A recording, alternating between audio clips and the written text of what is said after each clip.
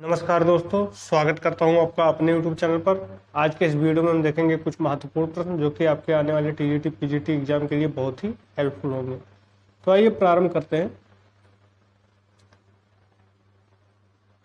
Question है आपका,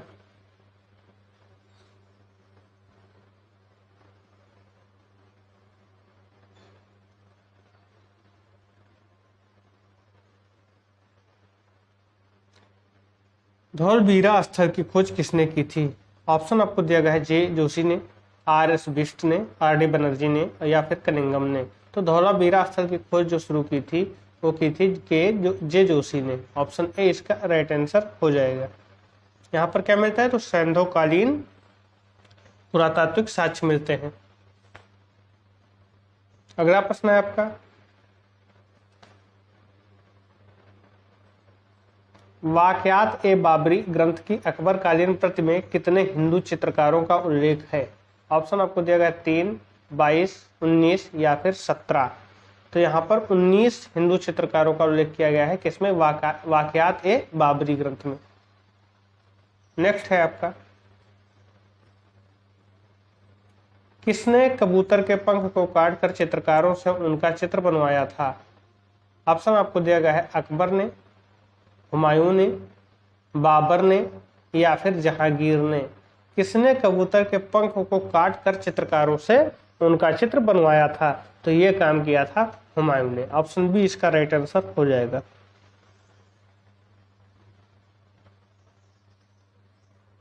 बढ़ते हैं अगले प्रश्न की ओर।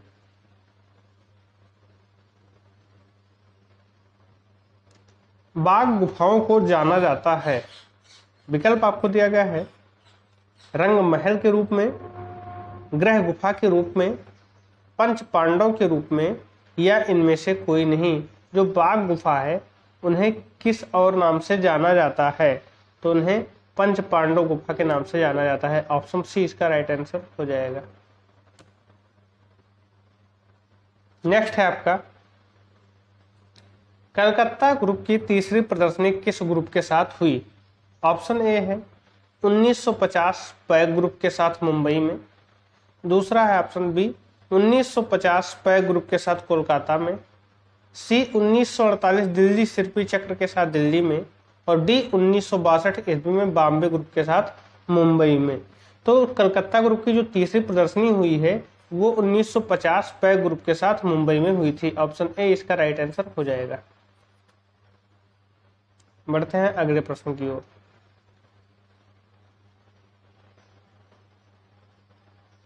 बॉम्बे ग्रुप कब से कब तक सक्रिय रहा?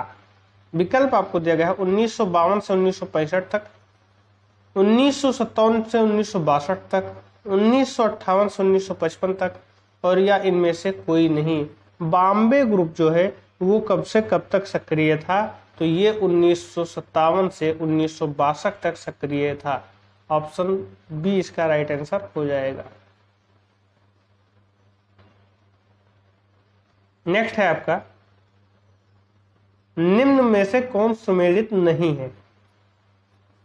ठीक है, यानी किस टाइम में कौन से कलाकार हैं? देखिए इधर शासक दिया गया है एक साइड में, एक साइड में कलाकार दिया गया है। ठीक, तो आपको बताना है कि कौन सा इसमें सुमेलित नहीं है। देखिए अकबर के टाइम में अब्दुल समद सीरा जी थे, जहांगीर अबुल हसन, शाहजहां फकीरुल्लाह, ये तीनों सही है।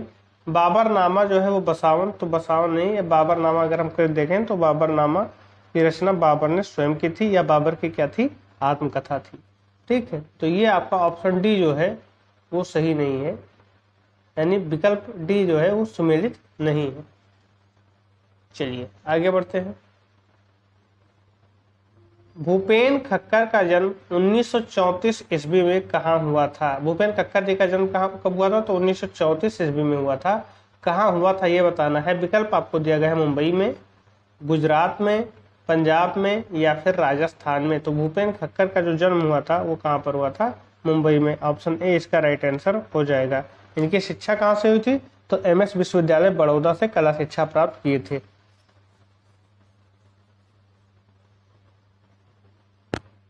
नेक्स्ट है,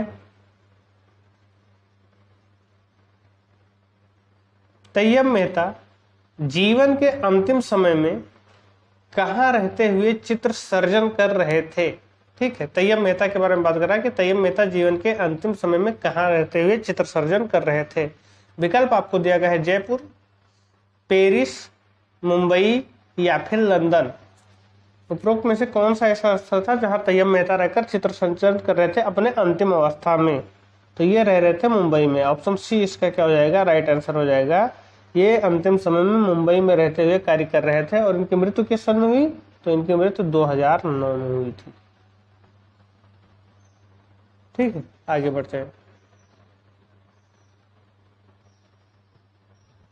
एन.एस. बेंद्रे को शांति निकेतन दीक्षांत समारोह में कौन सा पुरस्कार प्रदान किया गया। ऑप्शन ए है कालिदास सम्मान, ऑप्शन बी है गगनेंद्र नाथ अवनी पुरस्कार, ऑप्शन सी है स्वर्ण पदक और ऑप्शन डी है पद्मश्री। ठीक है, एन.एस. बेंद्रे को शांति निकेतन दीक्षांत समारोह में कौन सा पुरस्कार प्रदान किया गया था, तो इन्हें गगनेंद्र नाथ अवनी पुरस्कार प्रदान किया गया था। ऑप्शन बी इसका राइट आंसर हो जाएगा।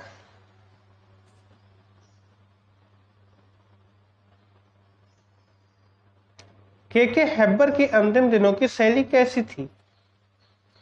विकल्प आपको दिया गया है लयात्मक शैली थी, प्रभाववादी थी, घनवादी थी या फिर किरणवादी थी। के हेब्बर के अंतिम दिनों की शैली कैसी थी, तो इनकी अंतिम दिनों की शैली लयात्मक थी। ऑप्शन ए इसका राइट आंसर हो जाएगा।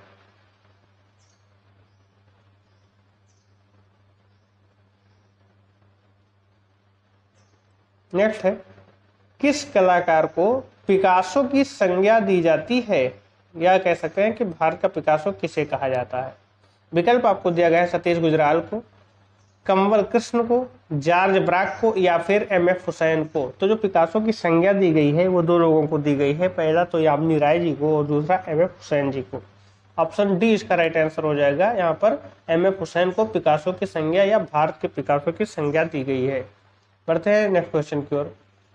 प्रख्यात प्रथम शास्त्रीय व्यंग्य चित्रकार कौन है।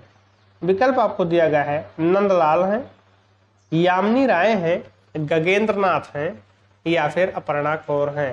प्रख्यात प्रथम शास्त्रीय व्यंग्य चित्रकार के बारे में बात कर रहा है, तो ये आपके गगनेंद्र नाथ जी हैं। ऑप्शन सी इसका राइट आंसर हो जाएगा। बढ़ते हैं अगले प्रश्न की ओर।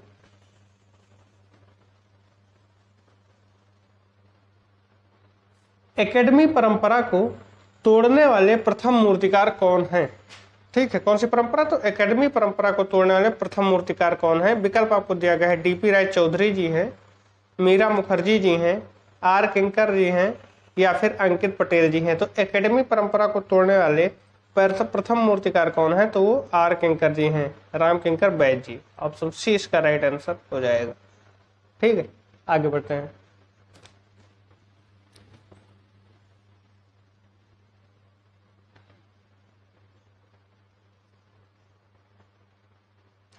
डीपी चौधरी के कला गुरु कौन थे। ऑप्शन ए है अवनींद्र नाथ,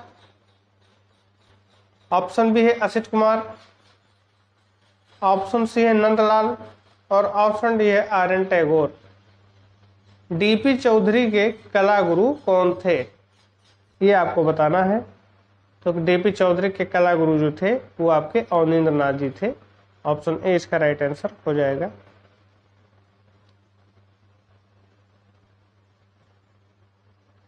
नेक्स्ट है, ललित कला अकादमी नई दिल्ली के अध्यक्ष उत्तम पचारणे किस रूप में प्रसिद्ध है।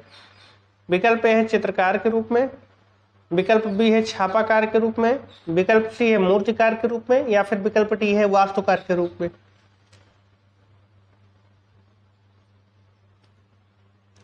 उत्तम पचारणे किस रूप में प्रसिद्ध हैं, तो ये एक मूर्तिकार के रूप में प्रसिद्ध हैं। ऑप्शन सी इसका राइट आंसर हो जाएगा और ये ललित कला अकादमी नई दिल्ली के अध्यक्ष हैं।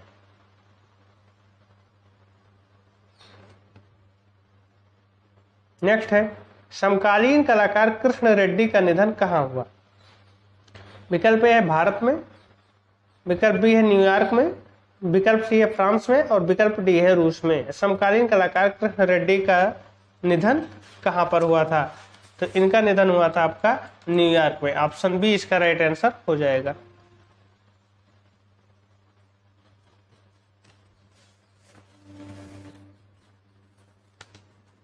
चलिए आगे बढ़ते हैं नेक्स्ट क्वेश्चन। खजुराहो मंदिर की खोज किसने की थी?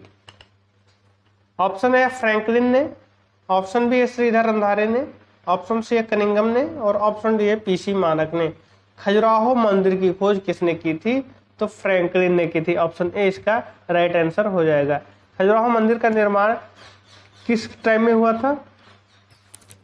तो चंदेल शासकों ने खजुराहो मंदिर का निर्माण करवाया था।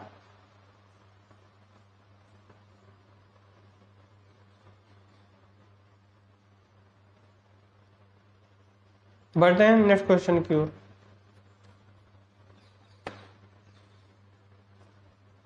मुद्रा राक्षस के रचनाकार कौन है? ऑप्शन ए है हेमचंद, ऑप्शन बी है जयदेव, ऑप्शन सी है अश्वघोष और ऑप्शन डी है विशाख दत्त। मुद्रा राक्षस के रचनाकार कौन है? तो मुद्रा राक्षस के रचनाकार आपके विशाख दत्त जी हैं। ऑप्शन डी इसका राइट आंसर हो जाएगा।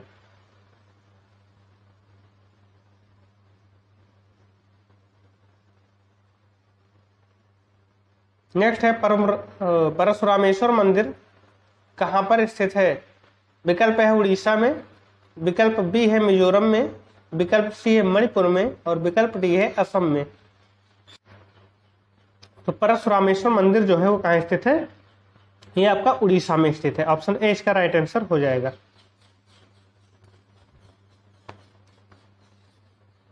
नेक्स्ट है विंचेस्टर संग्रहालय कहां स्थित है? ऑप्शन ए है गोवा में, ऑप्शन बी है सूरत में, ऑप्शन सी है गुजरात में और ऑप्शन डी है अजमेर में। विंचेस्टर संग्रहालय कहां पर स्थित है? तो ये आपका सूरत में स्थित है। ऑप्शन बी इसका राइट आंसर हो जाएगा।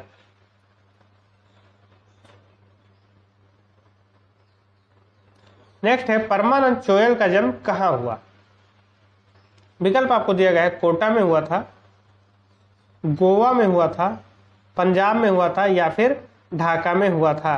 परमानंद चोयल जी का जो जन्म हुआ था वो हुआ था आपका कोटा राजस्थान में। ऑप्शन ए इसका राइट आंसर हो जाएगा। नेक्स्ट है चोच की बातें कार्टून कॉलम छपता है किस अखबार में छपता है? दैनिक जागरण में, नव भारत टाइम्स में, हिंदुस्तान में या फिर अमर उजाला में। चोच की बातें कार्टून जो है वो किस अखबार में छपता है? तो ये आपका नव भारत टाइम्स में छपता है। ऑप्शन बी इसका राइट आंसर हो जाएगा।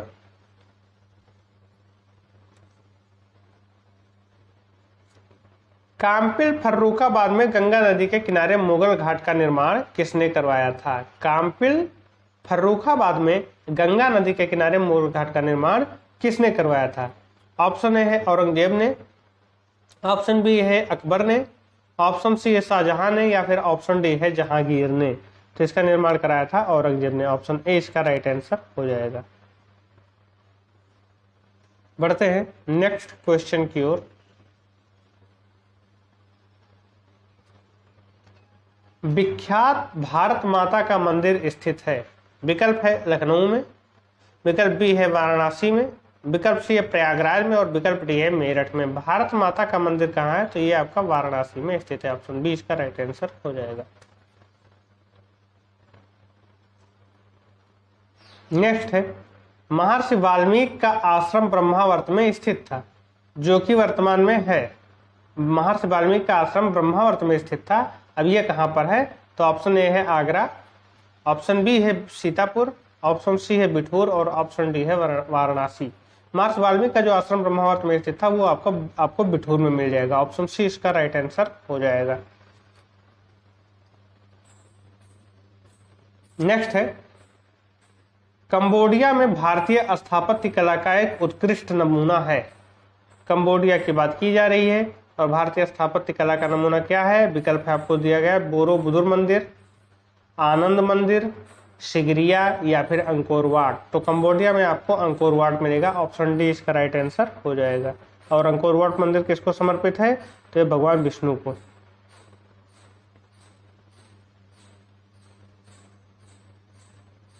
नेक्स्ट है गौतम बुद्ध को महापरिनिर्वाण की प्राप्ति कहां हुई थी? ऑप्शन आपको दिया गया है कपिलवस्तु में, कुशीनगर में, सारनाथ में या फिर बोधगया में महापरिनिर्वाण की बात हो रही है कि महापरिनिर्वाण की प्राप्ति कहाँ हुई थी, तो इन्हें कुशीनगर में महापरिनिर्वाण की प्राप्ति हुई थी। ऑप्शन बी इसका क्या हो जाएगा, सही हो जाएगा। नेक्स्ट है, डीपी राय चौधरी ने निर्माण किया किसका? ऑप्शन है विनोदिनी का, ऑप्शन बी है उमडेट सीरीज का, ऑप्शन सी है मिल कॉल का, और ऑप्शन डी है ट्रम्प ऑफ लेबर का। डीपी राय चौधरी ने किसका निर्माण किया था? तो ट्रम्प ऑफ लेबर का निर्माण डीपी राय चौधरी ने किया था। ऑप्शन डी इसका राइट आंसर हो जाएगा। बढ़ते हैं अगले प्रश्न की ओर।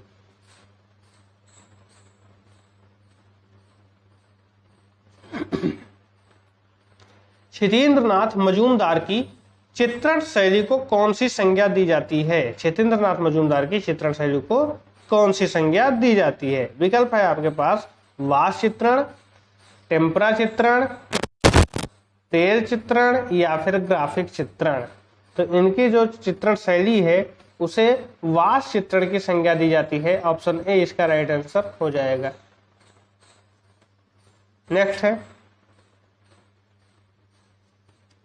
भारतीय चित्रकला की प्रेरणा सर्वप्रथम अमृता शेरगिल को कहां से मिली?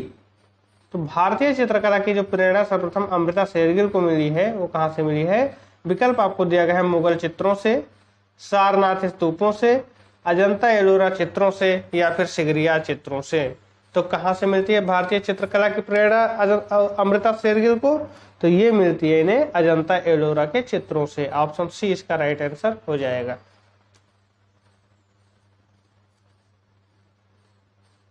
नेक्स्ट है, के एस कुलकर्णी कलाकार के चित्रण का मुख्य विषय क्या था? के एस कुलकर्णी कलाकार के चित्रण का मुख्य विषय क्या था?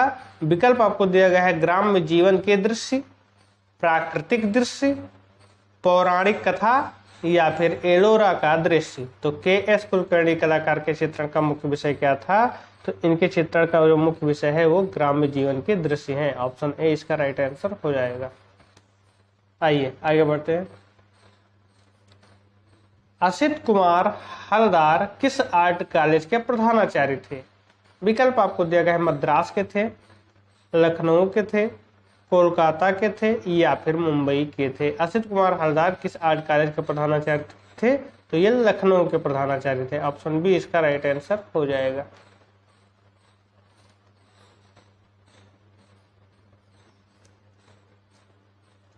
एस्थेटिक यानी सौंदर्य शास्त्र शब्द का प्रयोग सर्वप्रथम किसने किया था?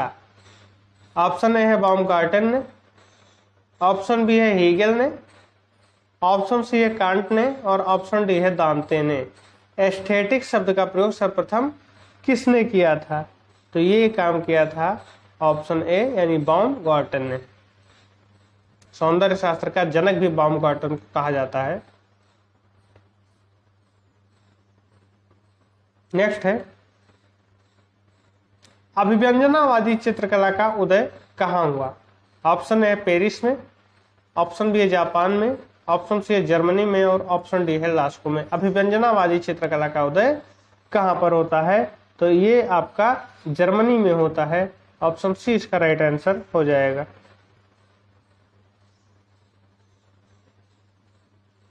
नेक्स्ट है, कलाकार पॉल सेजान किस शैली के प्रमुख कलाकार थे? ऑप्शन ए है आपका अति यथार्थवाद के, ऑप्शन बी है नव प्रभाववाद के, ऑप्शन सी है उत्तर प्रभाववाद के और ऑप्शन डी है घनवाद के। पॉल सेजान किस शैली के प्रमुख कलाकार थे? तो पॉल सेजान जी थे वो उत्तर प्रभाववाद के कलाकार थे। ऑप्शन सी इसका राइट आंसर हो जाएगा। नेक्स्ट है, सूर्योदय का प्रभाव नामक चित्र के कलाकार हैं। सूर्योदय का प्रभाव नामक चित्र के कलाकार हैं। ऑप्शन ए है मोने, ऑप्शन बी है माने, ऑप्शन सी है मार्क और ऑप्शन डी है माके। तो सूर्योदय का प्रभाव इस चित्र के कलाकार कौन हैं? तो ये मोने जी हैं। ऑप्शन ए इसका राइट आंसर हो जाएगा और यहीं से प्रभाववाद का उदय होता है। मोने का प्रमुख चित्र क्या है? घास का ढेर।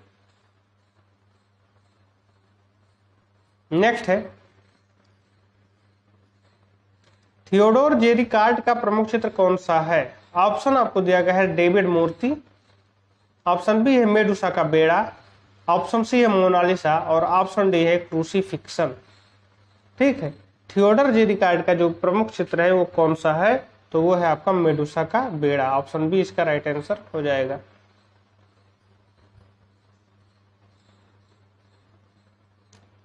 नेक्स्ट है ग्यूसी द लुब्र पेरिस, फ्रांस संग्रहालय में कौन सा चित्र संग्रहित है। ठीक है, विकल्प है आपके पास हरी पट्टी, महालक्ष्मी, मोनालिसा या फिर ताश के खिलाड़ी।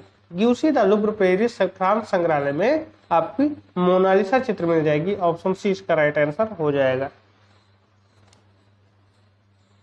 बढ़ते हैं अगले प्रश्न की ओर।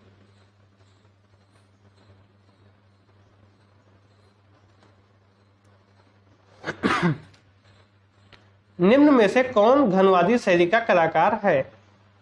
विकल्प आपको दिया गया है, option A Picasso, option B Braque, option C A तथा बी दोनों यानी पिकासो और ब्राक दोनों, और ऑप्शन डी इनमें से कोई नहीं। तो घनवादी शैली के कलाकार आपके पिकासो भी थे और ब्राक भी थे, अर्थात ऑप्शन सी हो जाएगा कि ए तथा बी दोनों है जो घनवादी शैली के कलाकार हैं। नेक्स्ट है बेंत की कुर्सी नामक चित्र को किसने बनाया। ऑप्शन ए है ब्राक ने, ऑप्शन बी है दाविद ने, ऑप्शन सी है राफेल ने और ऑप्शन डी है माइकल एंजेलो ने। बेंत की कुर्सी नामक चित्र को किसने बनाया, तो ये बनाया था ब्राक ने। ऑप्शन ए इसका राइट आंसर हो जाएगा। नेक्स्ट है कौन हाई रिनेसा का कलाकार नहीं है। ऑप्शन ए है विंसी, ऑप्शन बी है मातिस, ऑप्शन सी है राफेल और ऑप्शन डी है माइकल एंजेलो। कौन सा कलाकार है जो हाई रिनेसा का नहीं है या उच्च पुनर्जागरण कालीन कलाकार नहीं है, तो मातिस जी जो है उच्च पुनर्जागरण कालीन कलाकार नहीं है। ऑप्शन बी इसका राइट आंसर हो जाएगा। नेक्स्ट है सितारों की ओर विचार मग्न का चित्रण किया है। सितारों की ओर विचार मग्न का चित्रण किसने किया है। ऑप्शन ए है पाल क्ली ने, ऑप्शन बी है दाविद ने, ऑप्शन सी है राफेल ने और ऑप्शन डी है हेनरी मातिस ने। सितारों की ओर विचार मग्न का चित्रण किसने किया है, तो ये किया है पाल क्ली ने। ऑप्शन ए इसका राइट आंसर हो जाएगा। नेक्स्ट है द साइप्रस ट्री के कलाकार कौन है। ऑप्शन ए है टर्नर, ऑप्शन बी है वान गो, ऑप्शन सी है देगा और ऑप्शन डी है पाल सेजान। द साइप्रस ट्री के कलाकार कौन है, तो ये है आपके वानगो जी। ऑप्शन बी इसका राइट आंसर हो जाएगा।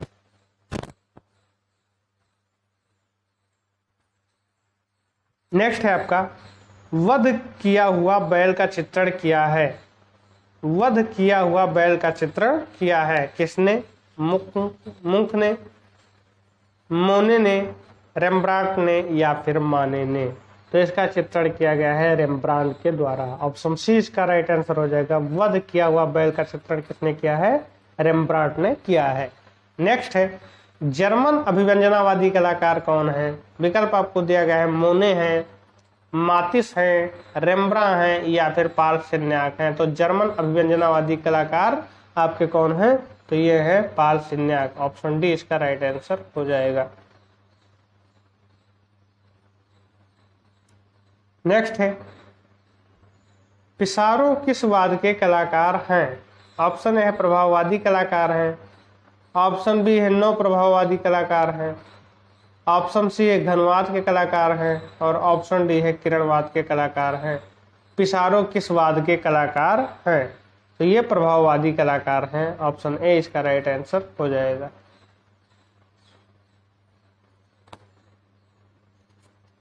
निम्न में से कौन बिंदुवादी शैली का कलाकार है।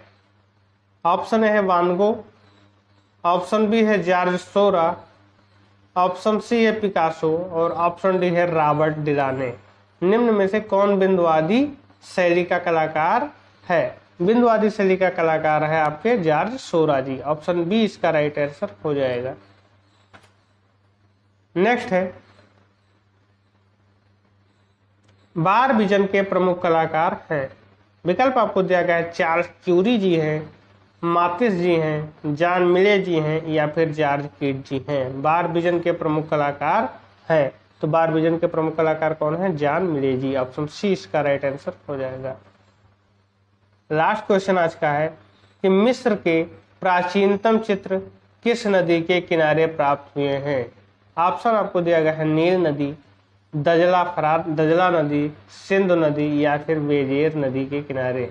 आप जानते हैं कि सिंधु भारत के पास है, दजला इराक के पास है, वेजेर फ्रांस के पास है।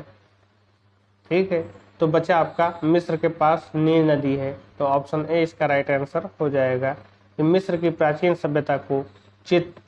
सभ्यता के जो चित्र हैं वो नील नदी की घाटी से प्राप्त होते हैं और मिस्र को पिरामिडों का देश भी कहा जाता है। इस प्रकार हमने आज 50 क्वेश्चन देखे। मिलते हैं अगले वीडियो में कुछ और अन्य महत्वपूर्ण प्रश्नों के साथ। धन्यवाद।